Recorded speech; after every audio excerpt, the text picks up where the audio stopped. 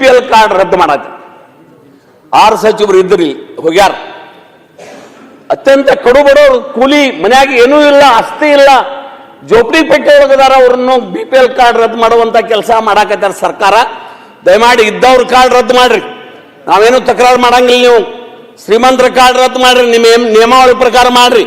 Name ಬಿಟ್ಟು ಯಾರ ಅಸಹಾಯಕರದಾರ, ಯಾರು ನಿರ್ಗತಿಕರದಾರ, ಯಾರು ಹೊಟ್ಟಿ ತುಂಬಿಸ್ಕೊಳಕ್ ಆಗೋದಿಲ್ಲ ಅಂತವ್ರ ಕಾರ್ಡ್ ರದ್ದು ಮಾಡ್ತೀರಿ. ಅದ್ರ ಪಾಪದ ಕೆಲಸ ಮಾಡಬೇಡ್ರಿ ಅಂತ ಆಗ್ರಹವನ್ನ ನಾವು ಅಧ್ಯಕ್ಷರೇ ಇನ್ನು ಸೌದಿ ಸಾಹೇಬ್ರ ಆಯ್ತು ಸದನಕ್ಕೆ ಹೋಗಬಾರ್ದು. BPL ಯಾರ್ದು ಕೂಡ ನಿಮ್ಮಲ್ಲಿ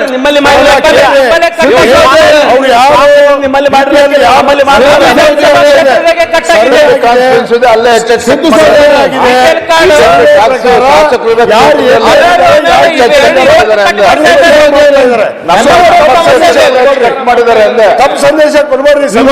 ವಿಧಾನಸಭಾ ಕ್ಷೇತ್ರದಲ್ಲಿ ಏನು ಪಾಪ ಬಡವ್ರ ಪರವಾಗಿ ನಿಂತದ್ದು ನಮ್ಮ ಸರ್ಕಾರ. ಒಂದೊಂದು ಕ್ಷೇತ್ರ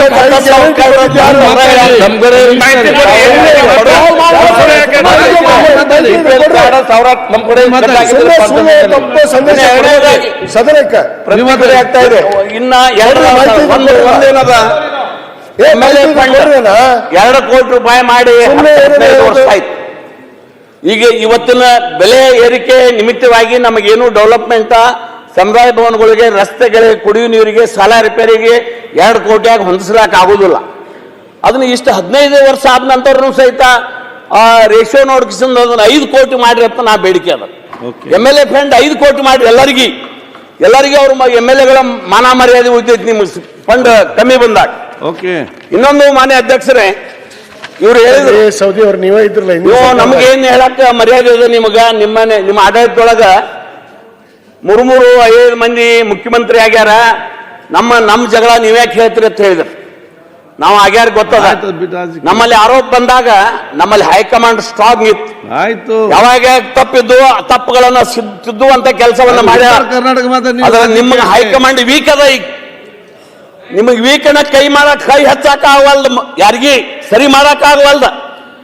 ಅದರಿಂದ ಗೊಂದಲ ಆಗ್ಯದ. ರಾಜ್ಯದೊಳಗೆ ಅಭಿವೃದ್ಧಿ ಆಗ್ತಾ ಇಲ್ಲ, ಯಾರು ಅಧಿಕಾರಿ ಮಾಡ್ತಾ ಇಲ್ಲ. ಯಾವಾಗ ಸರ್ಕಾರ ಹೋಗ್ಕೋತೀವೋ ಉಳಿತೈತೋ ಗೊತ್ತಿಲ್ಲ, ಮುಖ್ಯಮಂತ್ರಿ ಬದಲಾವಣೆ ಆಗ್ತಾರೋ ಇಲ್ಲೋ ಗೊತ್ತಿಲ್ಲ. ಹೈಕಮಾಂಡ್ ವೀಕ್ ಆಗಿದ್ರಿಂದ ಹಿಂಗಾಗ್ಯದ. ಸರಿ, ಈಗ ಹೈಕಮಾಂಡ್ ಇಲ್ಲೇ ಕರ್ನಾಟಕದ ಹೈಕಮಾಂಡ್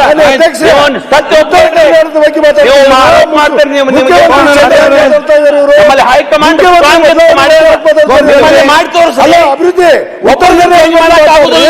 ಮಾತು ಕೊಟ್ಟವ್ರ ನೋಡ್ರಿ, ಸರ್ಕಾರ ಉಳಿತೈತಿ. ಮುಗಿಸಿ ನೀವು ಚಿಂತೆ ಯಾಕೆ ಮಾಡ್ತಾ ಇದ್ರಿ? ಸರ್ಕಾರ ನೋಡಲ್ಲ ಮತ್ತೆ 28ಕ್ಕೂ ರೆಡಿ. ಉತ್ತರ ಕರ್ನಾಟಕ